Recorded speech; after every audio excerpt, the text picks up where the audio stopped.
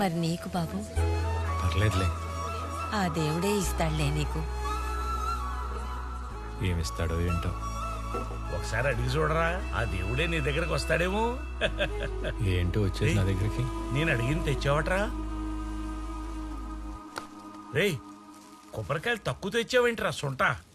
అదే మామయ్య, ఎప్పుడు 100 రూపాయలకి 6 ఇచ్చేవాడు. ఇప్పుడు రేటు పెంచి 5 ఇచ్చాడు. మరి గట్టిగా అడకపోయావా? అడిగేలోపే కోపంగా చూశాడు. కొబ్బరికాయ కన్నా తలకాయ ముఖ్యం కదా అని మూసుకుని మడిపంచెత్తి పరిగెత్తుకుంటూ వచ్చేసాను. ఒరేయ్, నువ్వు ప్రతిదానికి ఇలా మూసుకుంటున్నావు కాబట్టే నీకు రావాల్సిన మీ నాన్నగారి పూజారి పోస్టు ఆ అంట్ల బదుల సిద్ధాంతగాడికి వెళ్ళింది. మరి చక్కెర పొంగల్లాగుంటే ప్రతివాడు మింగేస్తాడ్రా. కొబ్బరికాయల గట్టిగా ఉన్న కూడా పగలగొట్టుకుని మింగేస్తున్నారు కదా మామయ్య. ఒరే సద్దనం, ఆ 50 కొబ్బరికాయలు ఈ సంచిలో వెయ్యి. 5 కొబ్బరికాయలే కదా మామయ్య. అయితే నేనిక్కడ 50 రాసి చచ్చాను కదా. అయ్యో రామా, 50 కొబ్బరికాయలని రాసి దేవుడి సొమ్ముని అప్పణంగా మింగేస్తున్నారు అన్నమాట. నీ దివసం బెట్ట, ఆ దేవుడు ఏమన్నా తిండిపోతారా? 50 కొబ్బరికాయలు అప్పనంగా మింగడానికి? మన ఆకలి తీర్చుకోవడానికి మనం రాసుకుంటాం అంతే. మన ఆకలికి అన్ని అవసరమా మామయ్య? అయినా ఇవన్నీ కూడబెట్టేది నాకు కాబోయే పెళ్ళం కోసమే కదరా. ఎవరు మామయ్య? మందారం. అయ్యో రామరామా, ఆవిడ పారి వాళ్ళ అమ్మగారు కదా. ఒరే కోడి బుర్రా, మన చాణక్యుడు ఏమన్నాడ్రా? మై ఫస్ట్ హ్యాండా సెకండ్ హ్యాండ్ అనేది ముఖ్యం కాదు, మనతో ఉన్నంత కాలం హ్యాండ్ ఇవ్వకుండా ఉంటే చాలు అన్నాడు మహనీయుడు. నిజంగా చాణక్యుడు అన్నాడా? ఒరేయ్, మనం ఏం చెప్పాలన్నా అది చాణక్యుడు చెప్పాడంటే నమ్మశక్యంగా ఉంటుందిరా.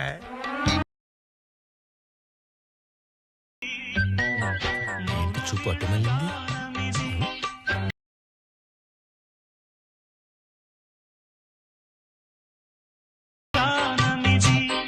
మీరు ప్రేమిస్తున్నట్టు ఆవిడికి తెలుసా? తెలిస్తే నాలాంటి అందగాడిని ఎందుకు వదులుకుంటుందిరా? నేనే చెప్పలా. ఎందుకు భయమా? ఉరేదమా, ఆవును తెస్తే సరిపోదురా, దాన్ని మేపడానికి గట్టి కావాలి కదా, దాన్నే సమకూరుస్తున్నా. ఇప్పుడు మీ జవసత్వాలు జారిపోయాక ఏం ఉపయోగం మామయ్య? వయసుదే ఉందిరా, ప్రేమలో ఉంటే ఎవరో పొంగుతుంది. ఇక్కడ మనకు సమయం మించిపోతుంది. దేనికి ప్రేమక? లెక్కకి. శీఘ్రంగా మనం పాఠశాలకు వెళ్ళాలి.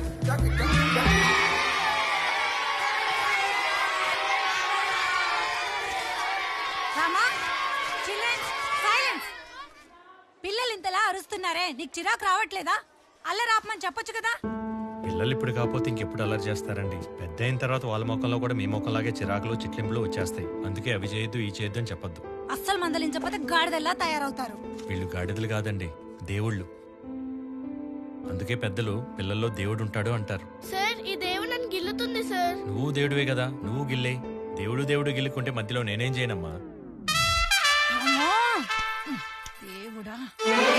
రామా, ఏంట్రా? ఏంటి నీకు పిల్లల మీద ఉన్న ఇష్టంలో నా మీద 10% కూడా లేదేంట్రా?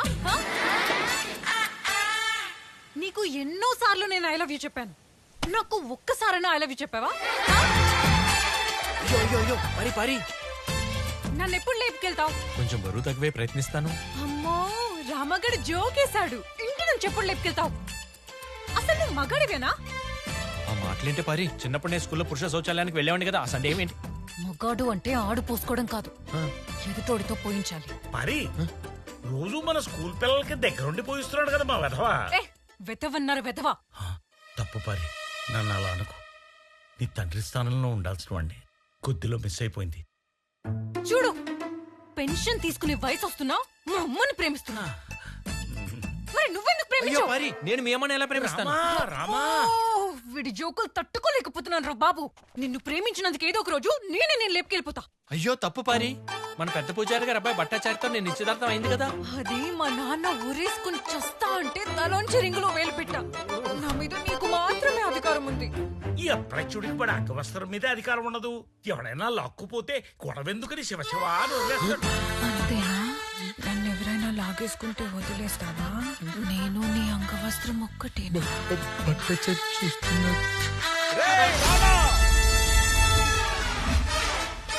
ఎన్నిసార్లు చెప్పాను రా పారి జోలికి వెళ్ళొద్దని.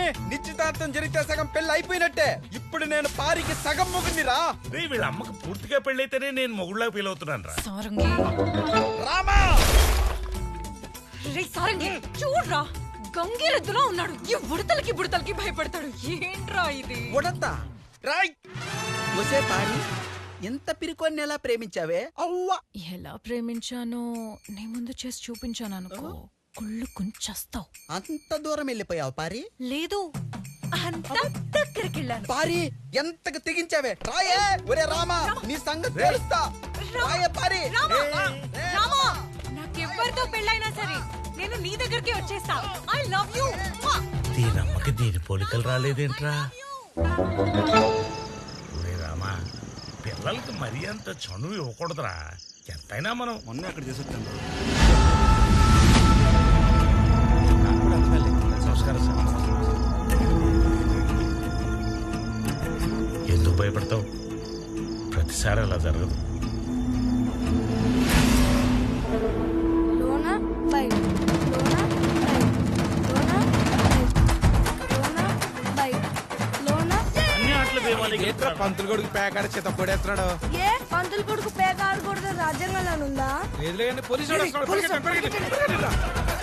వాళ్ళంతా నన్ను చూసి పరిగెత్తుంటే నువ్వేట్రా? పోలీస్ అంటే భయం లేదా నీకు? ఒకళ్ళని పరిగెత్తించడమే కానీ ఒకరిని చూసి పరిగెట్టడం మీ బీమాకు అలవట్లేదు. ఎంత బల్పురా నీకు? ఎంత బల్పో నాకు తెలీదు, కానీ దాన్ని కొలిచే మిషన్ ఇంకా తయారు కాలేదు. పిల్ల నాయాలో ఇప్పుడు ప్యాకెట్ మొదలు పెట్టావా? నిన్ను ఉండు. ఆగు, ఆగు. రేయ్, నిన్ను వదిలి పెట్టండి రేయ్. రేయ్ ఏడవకు రామా, ఇవాళ భార్య పుట్టినరోజురా. తనకి ఏదైనా కొనిద్దామని కష్టపడి ₹1 దాచుకున్నాను రా. అప్రచపోయేదమ్మా భీమా నా రూపాయి కాజేశాడు రా. ఒరేయ్ చూడ్రా, భీమా వస్తున్నాడు. ఎందుకు ఏడుస్తున్నావు? నువ్వు నా రూపాయి కాజేశావు. అసలు ఎవర్రా నువ్వు? శంకర భాగవతుల గారి కుమారుడు రామా. నువ్వు భీమా తమ్ముడివి, అంటే భీమా కన్నా విలువైనడు. నువ్వు పారికి విలువైన బహుమతి ఇవ్వాలి. తీసుకో ₹10. ₹10? ఇవ్వరా? అన్నా అని పిలవరా? ఇస్తా. పిలుస్తాను వదలరా. నిజంగా పిలుస్తావా? నిజంగా పిలుస్తాను వదలరా. ఖచ్చితంగా పిలుస్తావా? ఖచ్చితంగా పిలుస్తాను వదలరా. పరిగెత్తు పరిగెత్తు. అన్నా అని పిలవరా. పోరా. ఏదో ఒక రోజు నువ్వే అన్నయ్య రా అని పిలుస్తావురా. ఎప్పటికీ అన్నా అని పిలవరా.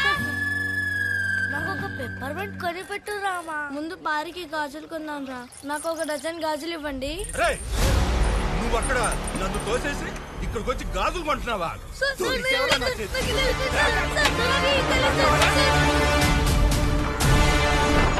పంతులు గారండి, మీ అబ్బాయిని అరెస్ట్ చేశారు.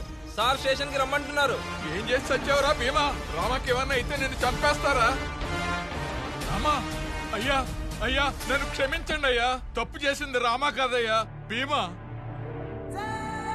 ఆ దుర్మార్గుని మీకు క్షమాపణ చెప్పించడానికి తీసుకొచ్చానయ్యా. మా కానిస్టేబుల్ తెలియక పిల్లాడి మీద చేయి చేసుకున్నాడు. మీరే మమ్మల్ని క్షమించాలి. ముందు మీరు కూర్చోండి.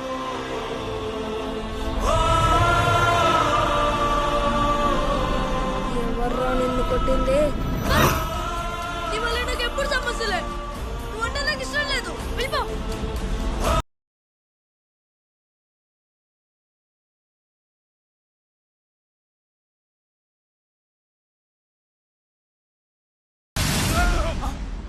రే రే రే రే రే రే రే ఆగరా.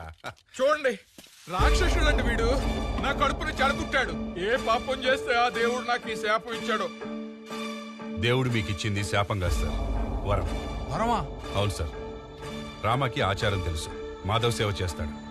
కానీ భీమాకి తెగింపు తెలుసు సార్, మలుచుకుంటే మానవ సేవ చేస్తాడు. వద్దయ్యా, నా కడుపుని చెడగొట్టాడు. వీడిని జైల్లో వేసేయండి. సార్, మీకు అభ్యంతరం లేకపోతే ఈ భీమా నాకు ఇచ్చేస్తారా? నేను పెంచుకుంటాను. మీ ఇష్టం వచ్చినట్టు చేసుకోండి.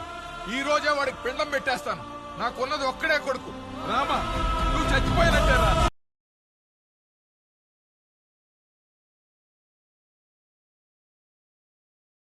జై రామా, ఒక్కసారి అన్నా అని పిలవరా. పోరా. పోలీస్ అవుతావా? గన్నిస్తారా? ఎందుకు?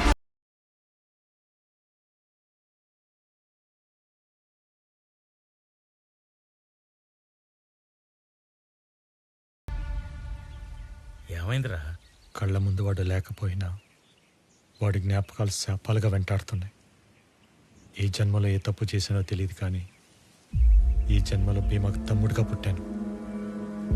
ఈ జ్ఞాపకాలు నాలోంచి పోవాలంటే ఒకటి నేనైనా చావాలి, లేదా వాడైనా చావాలి. ఎవరు పడేశారా?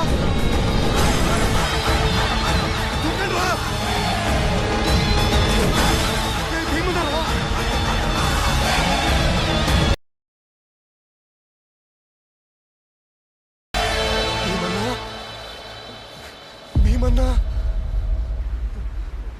మీ ప్రాణాలు తెగించి కాపాడారు. నేను ఎప్పటికీ మీకు రుణపడి ఉంటాను. మేమే మీకు రుణపడి ఉన్నామయ్యా. అవునయ్యా, ఒకప్పుడు ఆ భవానీ మనుషులొచ్చి మా కుటుంబాలకు ఎలాంటి హాని తలపెడతారోనని వేటకెళ్ళడం కూడా మానేశామయ్యా. మీరొచ్చిన తర్వాత దౌర్జన్యంలాగాయి ఈ ఊరే మారిపోయిందయ్యా. మేం కూడా మా కుటుంబాలను వదిలి సముద్రంలోకి వేటకి వెళ్ళగలుగుతున్నాం. మీరు మాకు దేవుడిచ్చిన వరమయ్యా.